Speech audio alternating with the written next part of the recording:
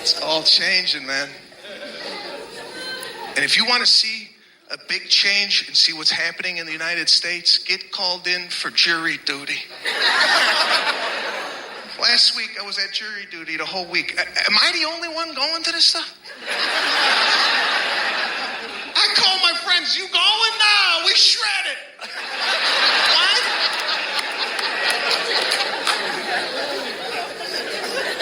So I go 7:30 in the morning, right? 300 people.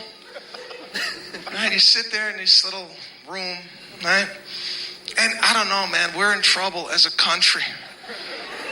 If you want to get a temperature gauge on what society is looking like, go to jury duty. They say it's a jury of your peers. The people there are one step away from being a defendant.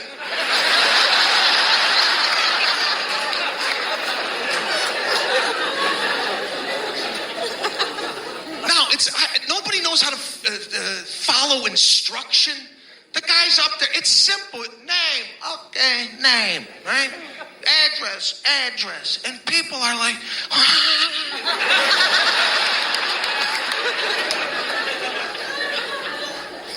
Then he opens it up for questions. Any questions? Worst thing you could do to the general public is start opening up a question session. The hands that shot, this woman's shoulder almost popped up. People love to hear themselves speak. I have a medical condition. Nobody gives a shit. Fill out the form and go to the courtroom.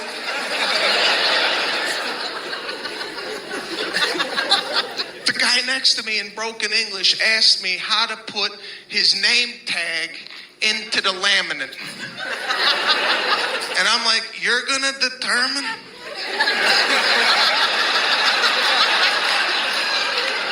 Whether somebody goes to prison and you're having problems with the name badge?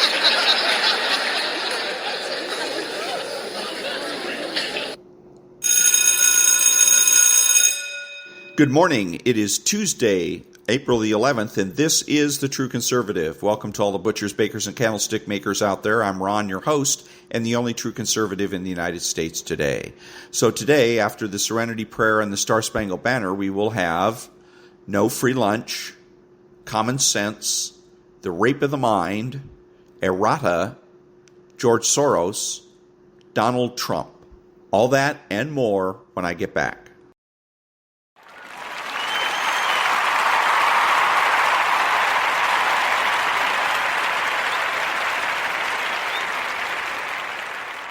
God, grant me the serenity to accept the things I cannot change, the courage to change the things I can, and the wisdom to know the difference. Amen. Ladies and gentlemen, please remain standing and remove your hats for the national anthem of the United States of America.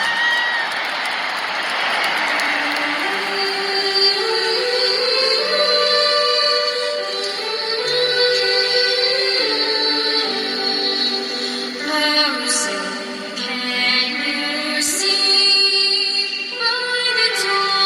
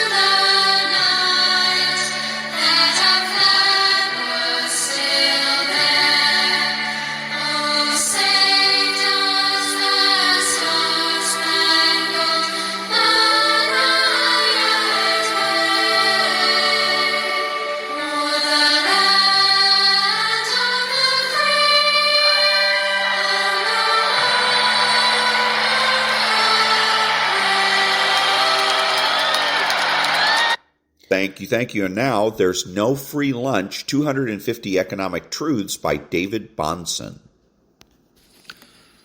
Allowing people the freedom to pursue their own interest within the limits of just conduct is the best and only sustainable way to achieve societal progress. For individuals to develop and have a chance at happiness, they must be free to make their own choices and mistakes, rather than be forced to accept choices made for them by others. Charles G. Koch. Earned success is empirically proven to be one of the primary sources of happiness and lasting satisfaction in our lives.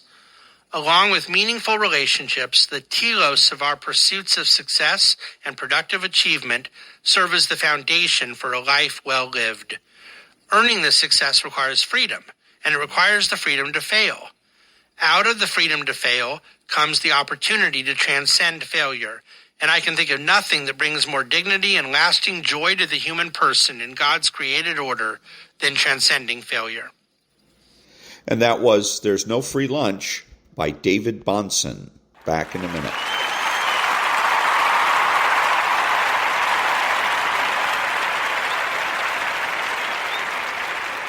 Thank you. And now from John Donne. No man is an island, entire of itself. Every man is a piece of the continent, a part of the main. If a clod be washed away by the sea, Europe is the less. As well as if promontory were, as well as if a manner of thy friends or thine own were. Any man's death diminishes me, because I am involved in mankind, and therefore never send to know for whom the bell tolls. It tolls for thee.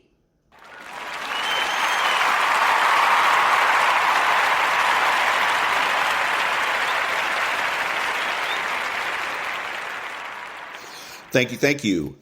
Errata. That is a word that is a Latin word that is used with newspapers and magazines when they want to issue a correction. So that's what I'm going to do right now. Yesterday, I was talking about the mass murder that had gone on, and in which I believe it was 9 people were shot, and 4 or 5 of them were killed. One police officer was in critical condition. And I referred to the murderer incorrectly as the shooter. And again, I need to, as a true conservative, get shooter, shooting, guns, gun violence out of my vocabulary and replace it with crime and criminal and murder or murderer. So I could have said that he was a criminal. I could have called him a murderer. But all the same, I made a mistake. I erred. I should have referred to him. But that's how thoroughly everybody gets brainwashed. You hear it over and over and over again. You hear the word shooter all the time, and you start using it yourself. So it takes an effort to speak correctly, but it's well worth it. Back in a minute.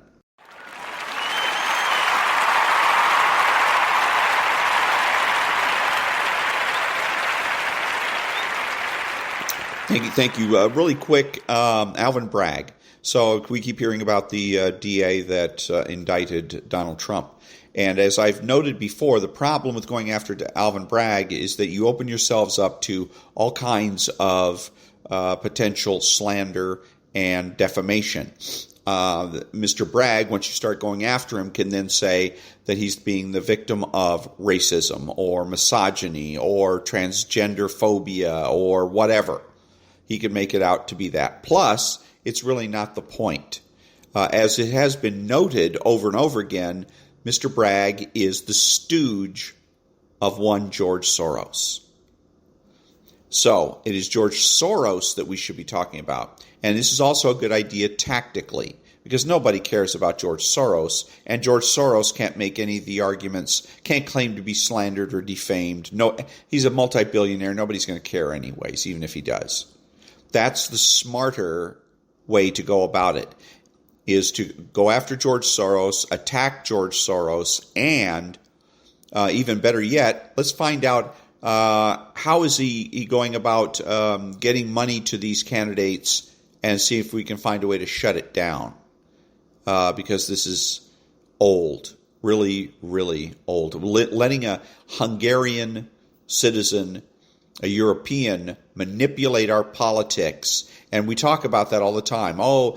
People are being disenfranchised, and the Russians are manipulating our elections, or the Chinese are manipulating our elections. And here we have an individual that is manipulating our elections, doing it boldly, openly, and yet nobody seems to talk about it.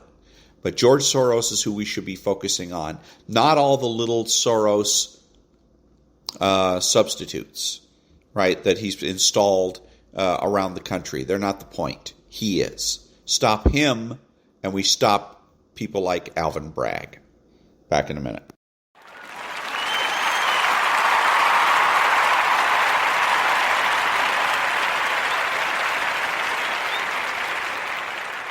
Thank you. And now, Totalitaria and its Dictatorship from the Rape of the Mind. Chapter 6. Totalitaria and its Dictatorship. There actually exists such a thing as a technique of mass brainwashing. This technique can take root in a country if an inquisitor is strong and shrewd enough. He can make most of us his victims, albeit temporarily. What in the structure of society has made man so vulnerable to these mass manipulations of the mind? This is a problem with tremendous implications, just as brainwashing is. In recent years, we've grown more and more aware of human interdependence with all its difficulties and complications. I'm aware of the fact that investigation of the subject of mental coercion and thought control becomes less pleasant as time goes on. This is so because it may become more of a threat to us here and now, and our concern for China and Korea must yield to the more immediate needs at our own door. Can totalitarian tendencies take over here? And what social symptoms may lead to such phenomena? Stern reality confronts us with the universal mental battle between thought control and its corollaries, and our standards of decency, personal strength, personal ideas, and a personal conscience with autonomy and dignity. Future social scientists will be better able to describe the causes of the advent of totalitarian thinking and acting in man.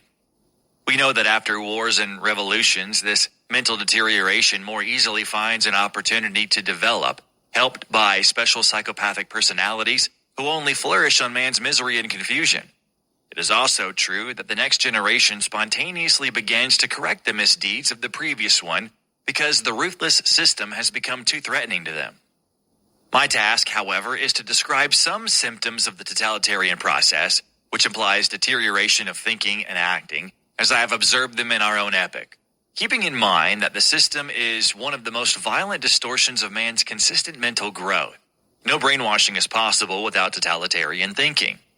The tragic facts of political experiences in our age make it all too clear that applied psychological technique can brainwash entire nations and reduce their citizens to a kind of mindless robotism, which becomes for them a normal way of living. Perhaps we can best understand how this frightening thing comes about by examining a mythical country, which, for the sake of convenience, we shall call Totalitaria. The robotization. So that was Chapter 6, Totalitaria and its supporters from the Rape of the Mind. Back in a minute.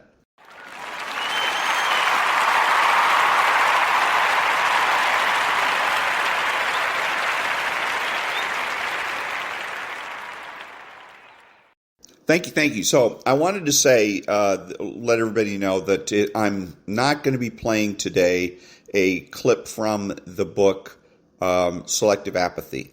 All of a sudden the chapters are turning really negative. One of them was, the next following chapter was, you're going to die. Then there was another one that says, you suck.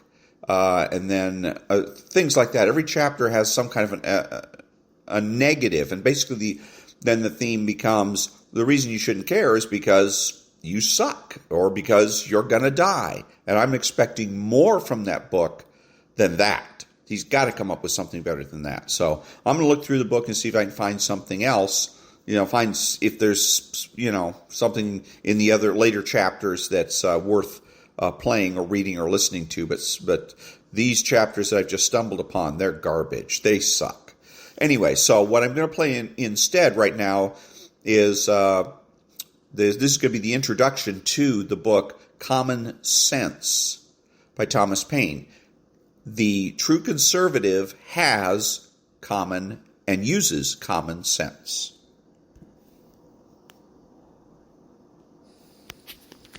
Introduction. Perhaps the sentiments contained in the following pages are not yet sufficiently fashionable to procure them general favor. A long habit of not thinking a thing wrong gives it a superficial appearance of being right, and raises at first a formidable outcry in defense of custom. But the tumult soon subsides. Time makes more converts than reason.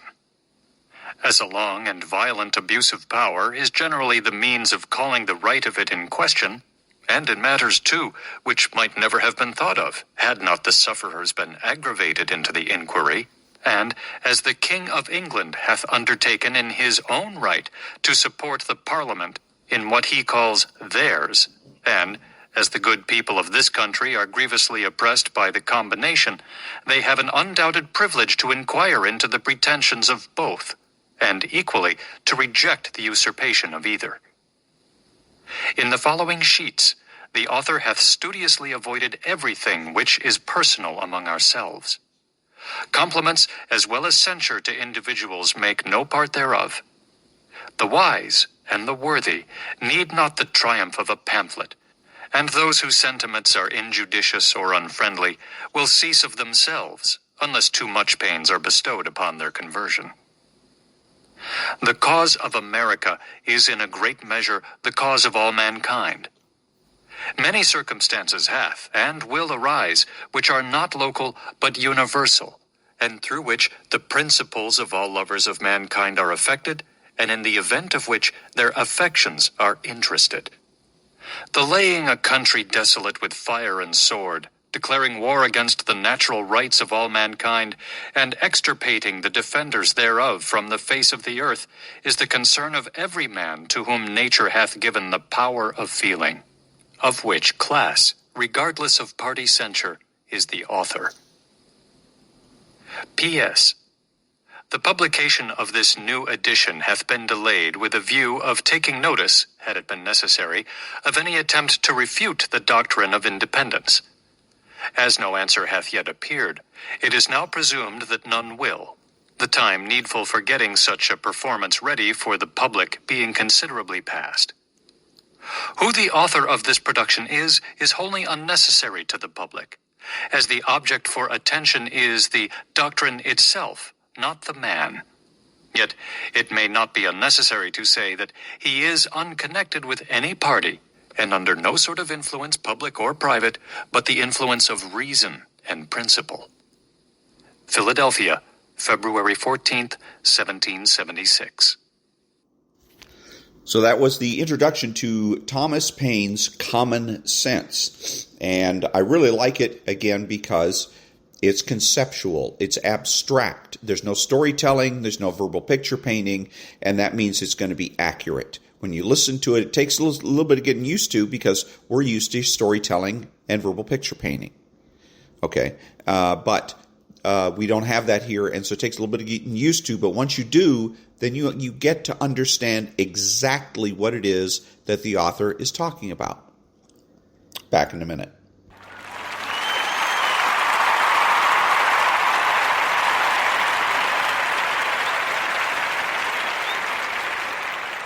Thank you. And now about 10 minutes of Donald Trump being interviewed by Tucker Carlson.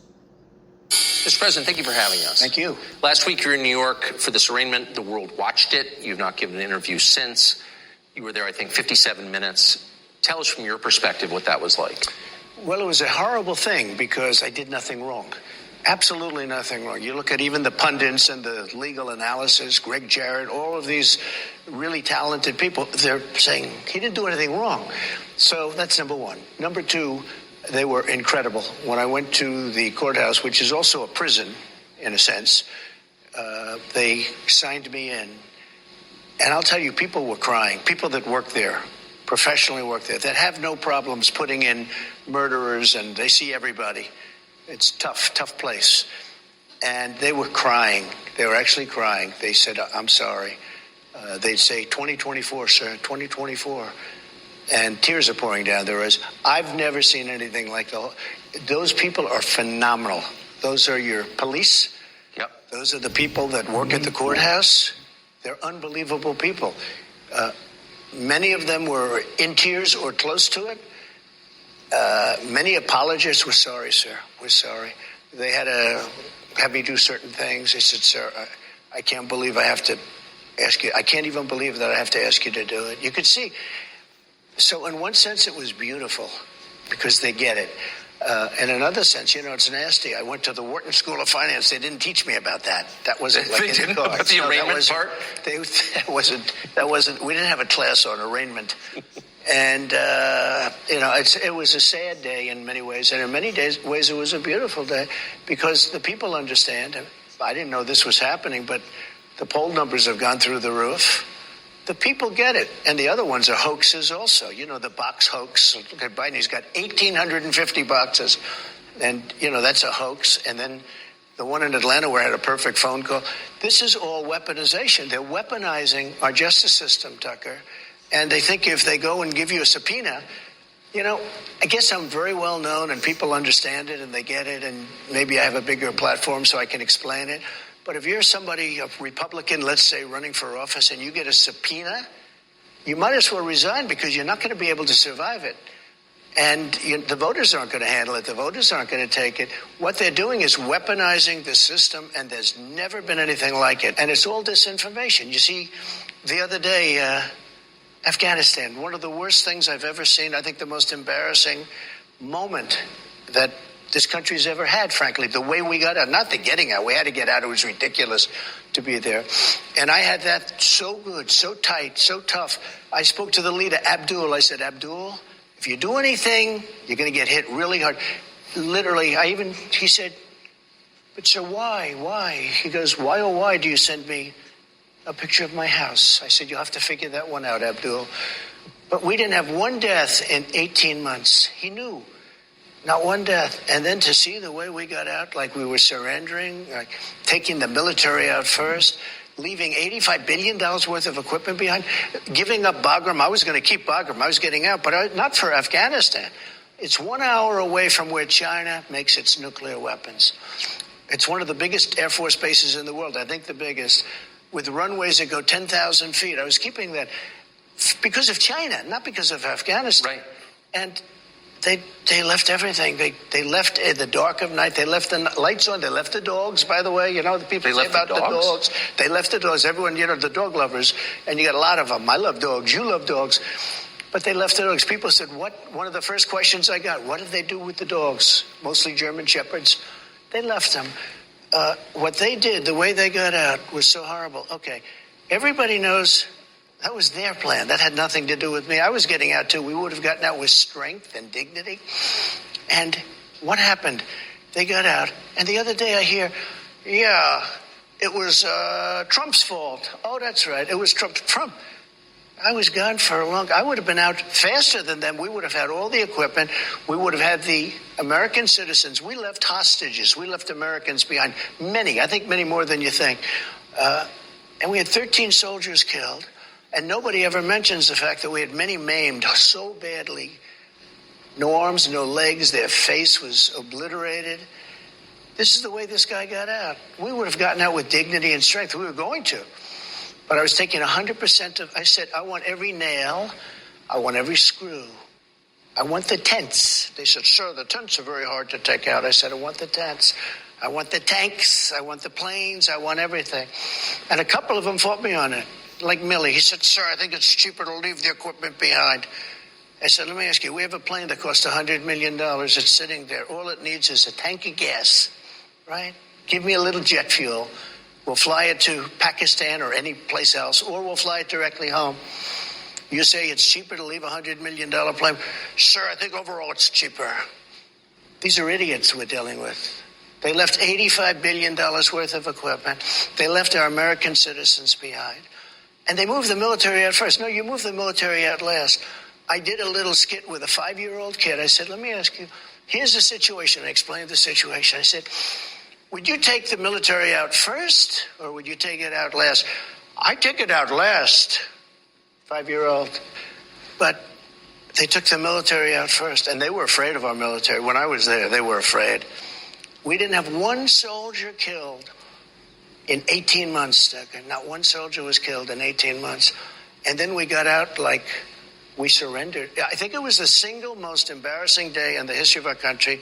It was totally their fault. They didn't go by anything because, we had a system of getting out. But if the Taliban, in particular, because that's where the action was, right? When I called Abdul, the press went crazy. The fake news went crazy. Why did he call an enemy? I said, well, it's Jesse James. I used to ask him, why did he rob banks? He said, that's where the money is. Why did I call the head of the Taliban? Because that's where the killing was. And he's there now, Abdul. I'm sure he likes me. He called me Your Excellency. I don't know if he calls Biden Your Excellency. Probably. They're one of the largest arms dealers now in the world. They're selling the $85 billion worth of it because they only need 5% of it. Of course. They're selling the equipment. They're one of the largest, I think, second arms dealers. Brand new helicopters, brand new airplanes, brand new tanks. Unbelievable what we left behind. We ran, and there was no reason to. I could have stayed there for 5 years if I wanted to. I wanted out. 21 years was enough. I wanted out. We shouldn't have been there in the first place. But when I see what happens, when I see the level of stupidity, and because of that, it's all a big web. Because of that, I think Putin, who would have never gone into Ukraine when I was there, would have never. I talked to him about it often. Would have never, ever done that. When he saw that I wasn't there and he saw these fools, these stupid people. And think of that, the way they left Afghanistan and nobody was fired. I fired a lot of people because if they didn't do a good job, I'd fire them. May I ask you, talk to Putin about Ukraine? What did you say to him? I could see that he loved it. And I said... he loved Ukraine. He considers it to be a part of Russia. Yeah. I said... Not when I'm president. We had a very good relationship. Look, I was the worst thing that ever happened to him. I closed up his pipeline. You never heard the words Nord Stream 2 until I came along. Nord Stream 2 was their pipeline. And I had a great relationship with him, but it was very tough because they had a fake Russia investigation. And I told him, and he told me, he said, it's very hard for us to deal, don't you think? I said, very hard, because we have a fake investigation that turned out to be a fake. For 2 years it went on. And we could have done very well with Russia. They have great minerals. They have great things that we want. We could have, and they need the money and they need other things. But that interfered. That was a terrible thing. That was actually a treasonous thing to do. Those people should have been arrested. They made it up. They made up a problem with Russia that didn't exist. Now they've all admitted it didn't exist. It was just on to the next one. I often say, they said to me the other day, one of your fellow journalists said, who's the biggest problem, sir? Is it China? Could it be Russia? Could it be North Korea? No, I said, the biggest problem is from within. It's these sick, radical people from within, because we can handle, if we're smart, we can handle Russia, China. I did. I took in billions and billions, hundreds of billions of dollars from China. No other president took in anything, and they respected me. He's the same thing, I told him, you can't go into Taiwan. You can't do it. I won't tell you exactly what I said, but it was something that probably a lot of people wouldn't like if they heard it, but it was very tough. Don't go into Taiwan. If you do, we're going to have problems. Other than that, we're going to be great relationship. We're going to have a great relationship. And he said to me when I said we're going to do something, if he goes in, no, you wouldn't do it. I'll do that. I swear I'll do that. And he didn't believe me, but he believed me 10%. The same thing with Putin. I said I was going to do something really nasty if he goes into Ukraine. He said, no, you're not going to do that. I said, I will. And he didn't believe me either, but he believed me 10%. And the 10%, you never heard talk about going into Ukraine. You never heard talk about going into Taiwan until I was no longer there. Now, and that was 10 minutes of Donald Trump talking about weaponizing the justice system and a little bit about foreign policy. Back in a minute.